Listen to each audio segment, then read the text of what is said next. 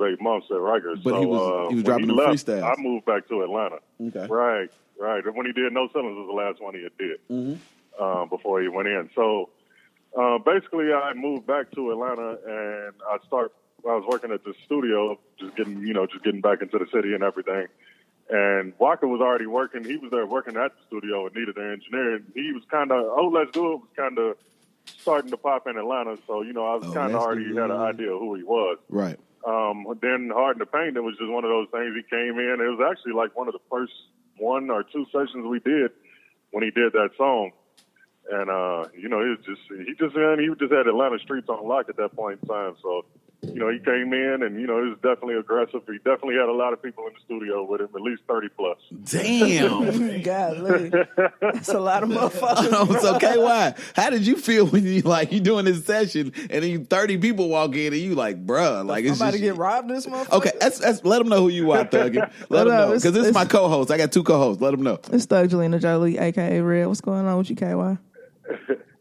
Nothing much. Like I said, KY Engineering pretty much mix and record for a lot of hip-hop acts, few R&B, but mostly hip-hop, from acts like 2 Chainz to Wayne to Drake to Nicki Minaj to Meek Mill. List goes on. Man, and I got my other homie in here. It's cold in the clutch, man. What's going on with you, KY? Nothing much. What's going on with you, man?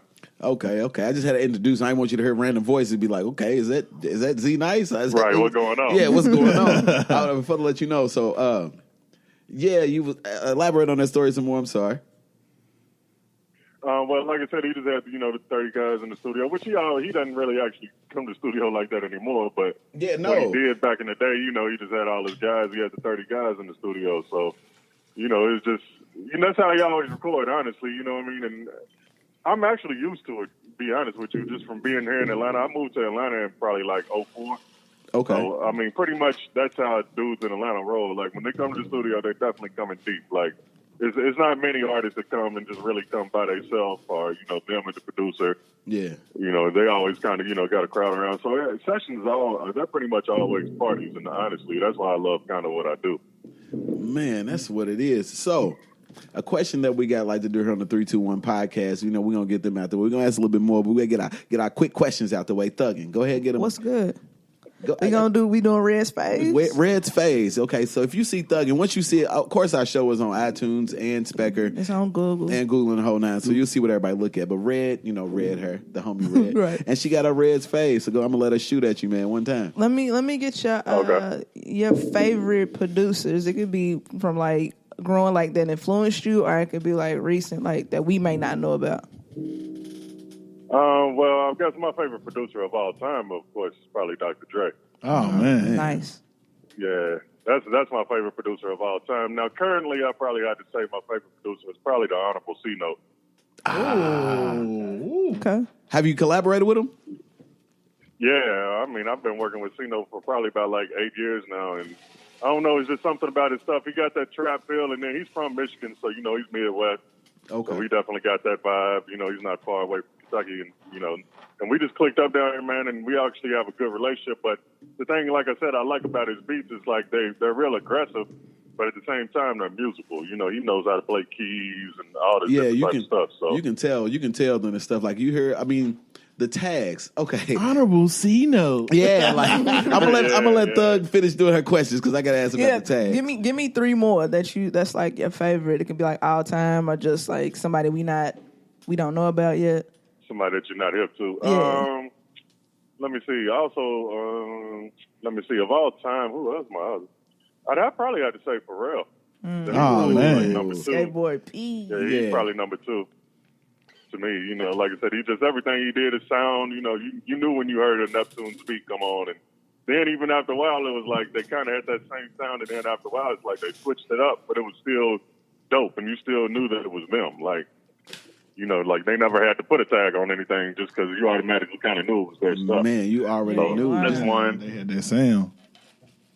Yep, and then I'm going to go back again to like nowadays, and I had to probably say Metro Boomin. Metro Boomin was a man. Yeah, man. I'm going to shoot you. And that's he's also another guy that I've kind of just got to watch his come up. You know, like I remember him just hitting me up on Twitter back in the day when he was living in St. Louis in high school, and you know, and then eventually he somehow made his way to Atlanta. He actually had a scholarship to go to school at Morehouse. Yeah. But he came here and took the scholarship just to come to Atlanta because he only probably went to school for probably about a semester. Then next thing you know, Karate Chop's going and he was out here making his moves. That's so crazy. I think he probably only went for probably about a semester. That's probably about it. So like, I mean, just Atlanta. I mean, we know what Atlanta is, you know what I'm saying, from the Outcast, from the history of it, just everybody. But do you personally feel that just like the people that you name and that you came across, it's kind of like, you know, even from the youngest, from like eight years ago, we got some like real A1 producers that you mentioned, and that, you know, that come on. So you do feel like that in Atlanta, if you do what you need to do, you know, and stay 10 toes down, that you'll come up and you'll blow in Atlanta? Oh, yeah, definitely, because, I mean, Atlanta's a melting pot, so it's like every artist, I don't care who you are, really, like every artist, any genre, at some point, you're coming to Atlanta to record. Okay. You know, like, because here in Atlanta, it's like it's all the best studios, got all the best engineers. Most of the artists are here, so the producers are definitely going to show up. Right. And then for the artists, the producers are here, so they want to come and work with them. Right. So, you know, and then also in between, you got, you know, you can get out and, you know, you can hit this. You got 3 radio stations down here, and Man, you know, all the clubs and different stuff like that. So, you know, you're always going to make your way to Atlanta at some point. So, I feel like if you come down here and get in the mix, and you know, you actually have some talent, and on top of the talent, you do good business, and you know, you're a good person, you can make the way out here. I ain't gonna say it's gonna happen overnight. No, but, not at all. You'll definitely.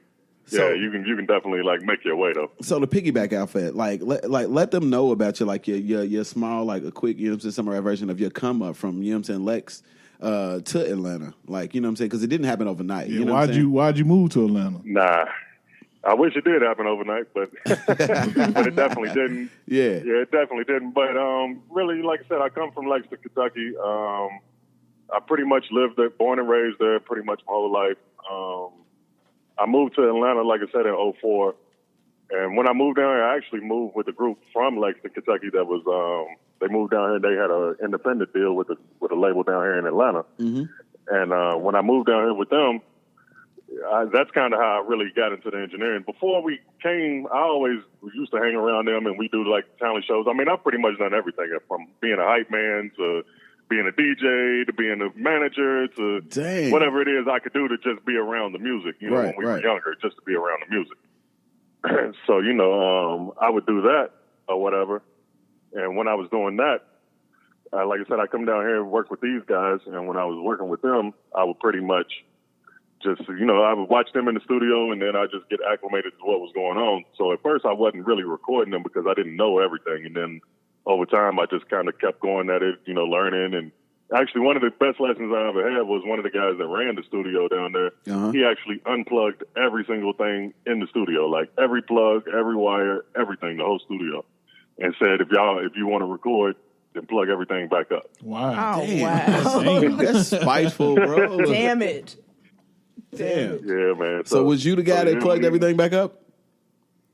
Yeah, I mean, I had to because they definitely didn't have any idea. And I mean, that was at least one thing. That's why I knew I really didn't know what I wanted to do, honestly. You know how you're young. You kind of got a few things in your head that you want to do, but you really don't know.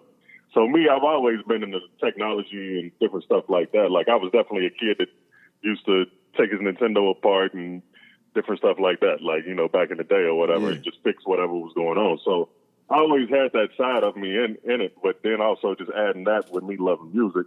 That's kind of what I was like, okay, I think this is probably going to work out for me. And then also at the same time, the same guy that unplugged everything in the studio, he also told me, if you do this, you'll do this.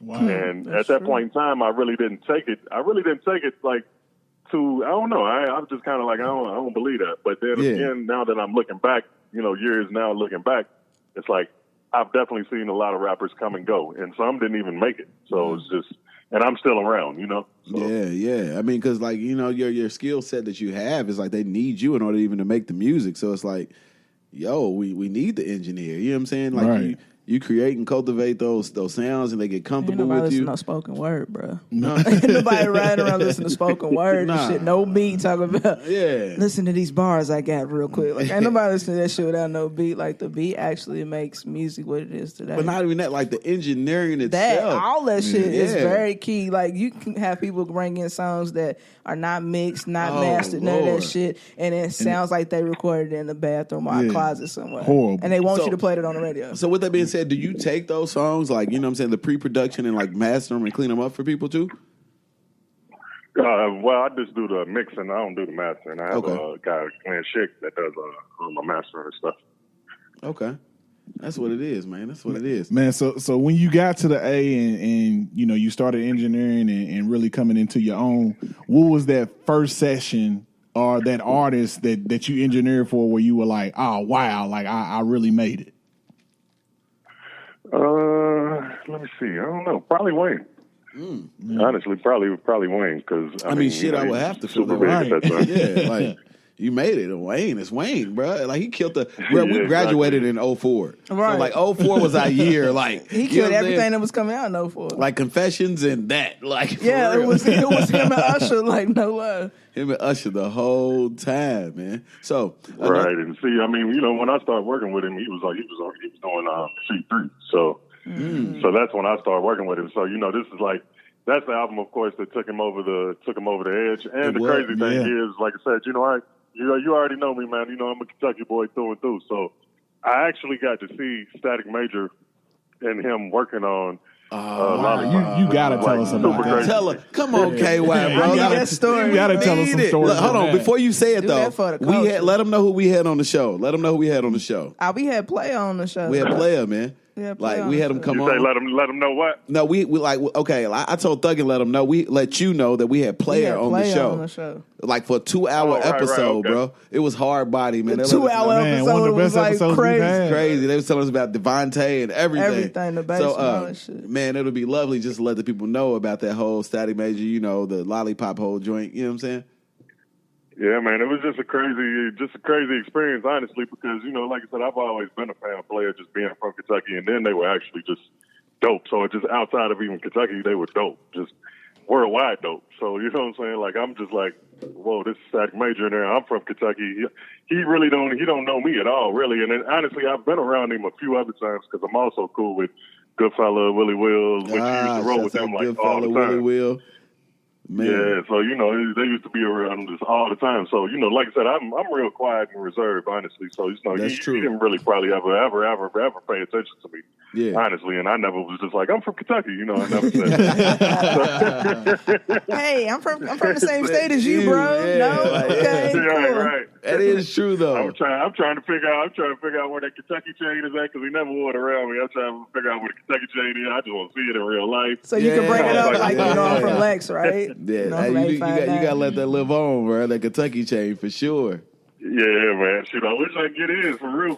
I think they buried him. I really wish I could. I think he got buried. Yeah, man. That's classic. That's classic. But no, man. Like I said, it was just a crazy experience, man. And they went there working on it, and it's crazy because they, you know, Wayne. I'm not sure how Static always worked, but I know Wayne works on songs a lot. So honestly, the way that they were working on it that day. It still sounded totally different by the time it came out, which means they kept working on it. So, you know, and of course that was Wayne's like first big hit, and you know, Static, he was in the video, and you know, he just happened to pass around the time when everything was going down or whatever. Rest in peace. Yeah, rest in peace, Static. Definitely a legend. Sure. So for sure, I know, like I ain't gonna front, man. KY, I follow you. And I'm a U of L fan, man. KY. Hey, hold on.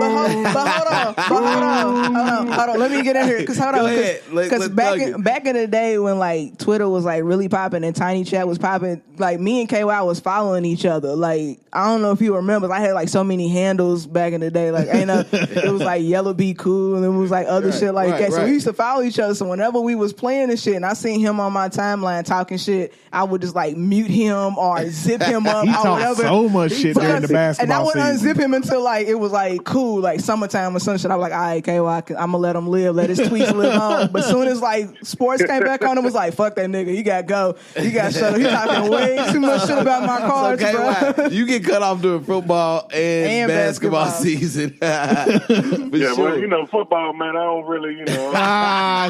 So you're one of those Kentucky fans where you cheer on the basketball team, but you got a different football team.